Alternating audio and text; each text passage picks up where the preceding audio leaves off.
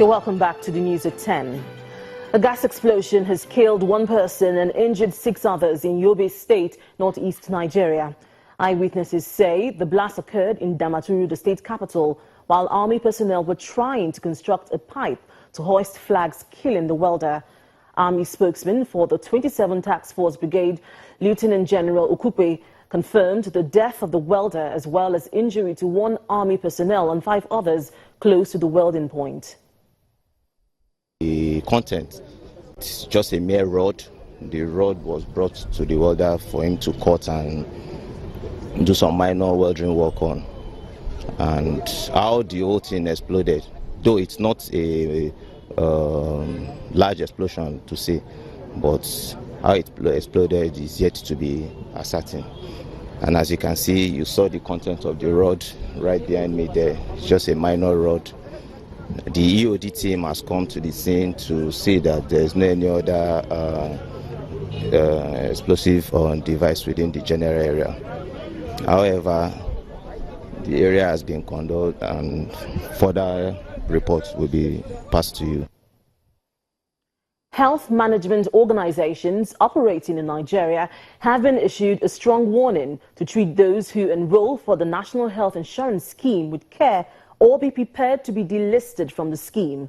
Addressing a meeting of health management organizations in Abuja, the Executive Secretary of the National Health Insurance Scheme, Dr. Usman Yusuf, says the scheme has failed to impact positively on the health of Nigerians due to corrupt practices by health management organizations.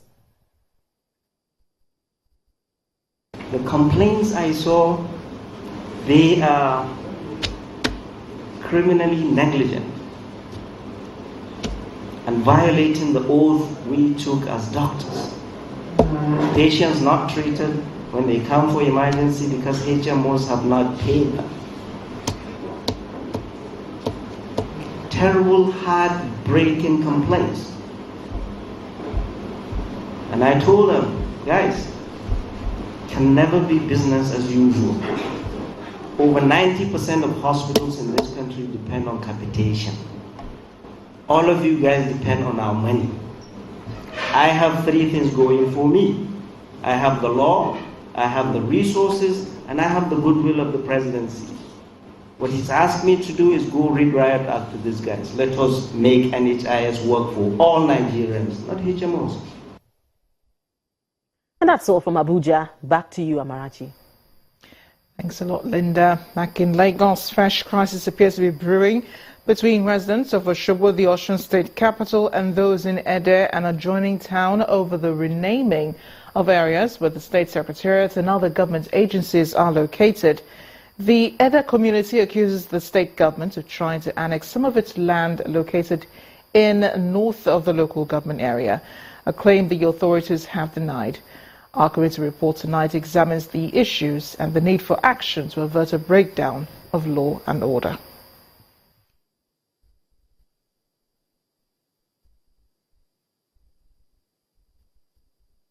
Etisola, now you're talking.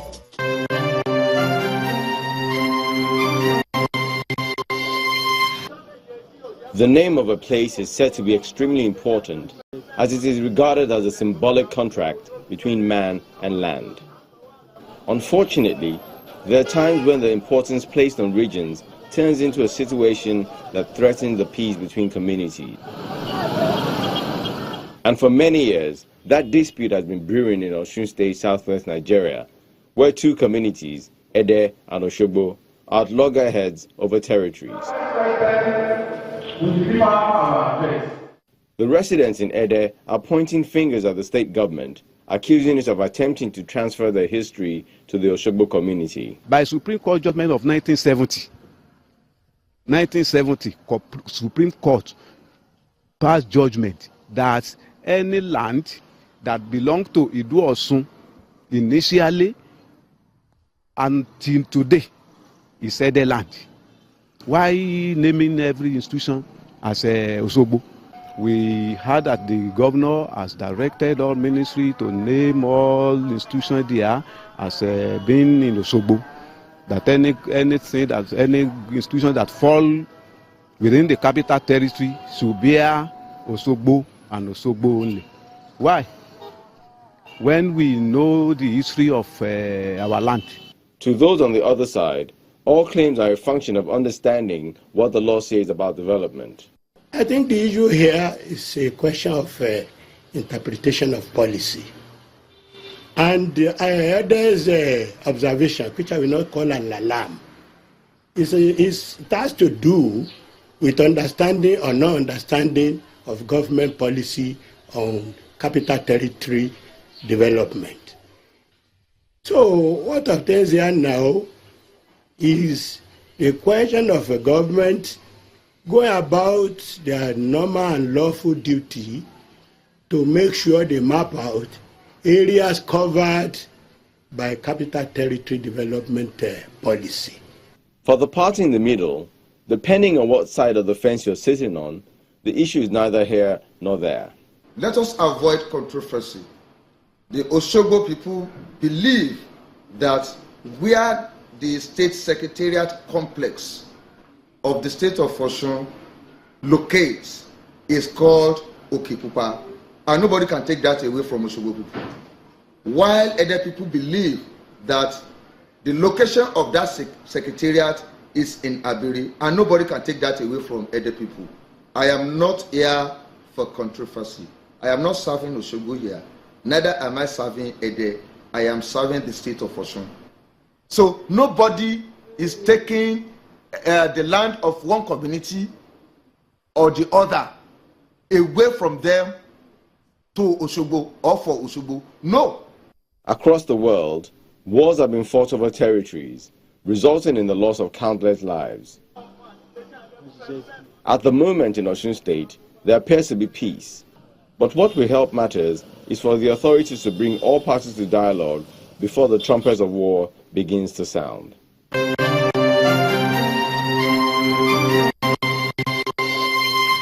Etisala, now you're talking.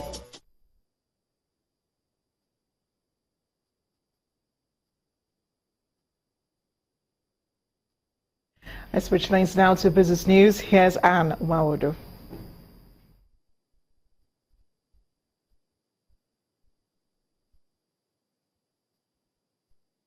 You first.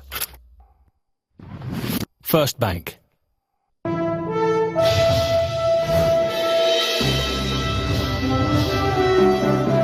Thanks a lot, Amarachi.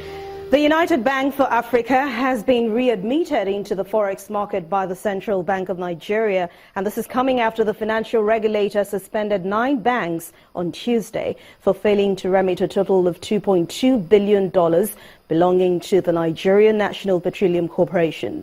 According to a statement issued by the UBA, the bank says it has also remitted all outstanding NNPC NLNG deposits in its possession to NNPC's TSA account to the Central Bank of Nigeria. Meanwhile, the CBN has been asked to employ moral suasion in dealing with the commercial banks that are yet to remit the NLNG NNPC proceeds to the Treasury single account. A financial analyst and the chief executive of ProShare Nigeria, Mr. Femi Awuyemi, says the bank's forex illiquidity should be considered to ensure they refund all the proceeds. Understood that there was no FX. Who is the major determinant or provider of supply of FX? CBN. Who is the supervisory agency in charge of the banks? CBN. Who knows their financial condition better? CBN. So why would you therefore say you suspend or you ban when you know their condition? Let me give you an example.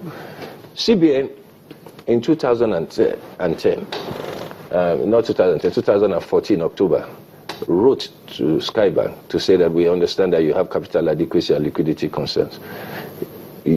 Just about the time they were about to buy Main Street Bank. Today, CBN has taken over this bank and has funded it close to about 200 billion. Now, this same CBN has also put Skybank on the list, but you know their condition. You know the reality in their balances. But some of these other institutions also have obligations and indebtedness with the government for which a set-off could have been applicable. Either way, if you go beyond the specifics of the issue, you are talking about financial signaling here. Because you have the full information available to you, you have the power of moral assuasion you also understand the timing and the dynamics of what is happening. It is possible for you to meet with the banks and then express that we will need this money to be dialed back and paid.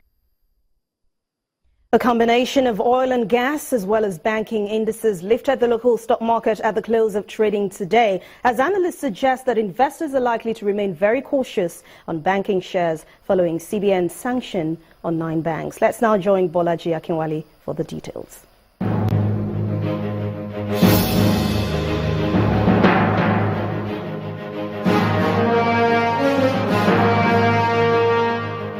Hello and welcome to the Stock Market Report.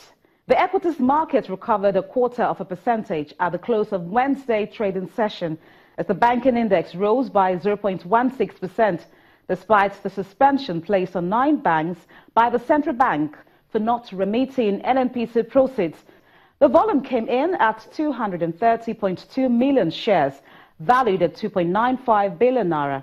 On the top trades chart, Guaranty Trust Bank, Zenith Bank and Fidelity Bank led other volume drivers.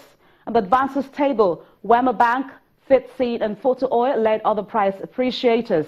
And on the laggards list, Diamond Bank, FCMB and Academy Press topped the price chart for those who lost for the day. And that's it on the Stock Market Report. I am Bolaji Akinwale.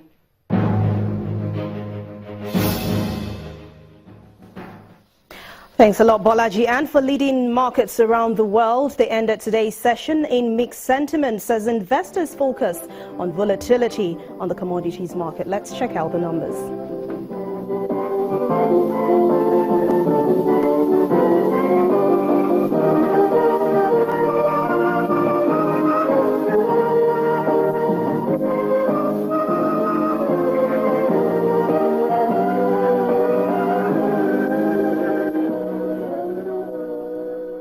And with those numbers, we end business news for tonight. Thanks a lot for watching. Back to you, Amarachi.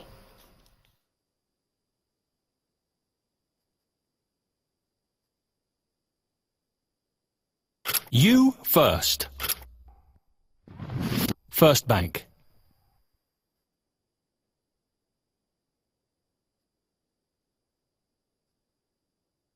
Thanks a lot, Anne. Next on the news at 10, Robbie Keown retires after 18-year international career with 145 senior appearances and scoring 67 goals for the Republic of Ireland. More coming up in sports news. Please stay with us.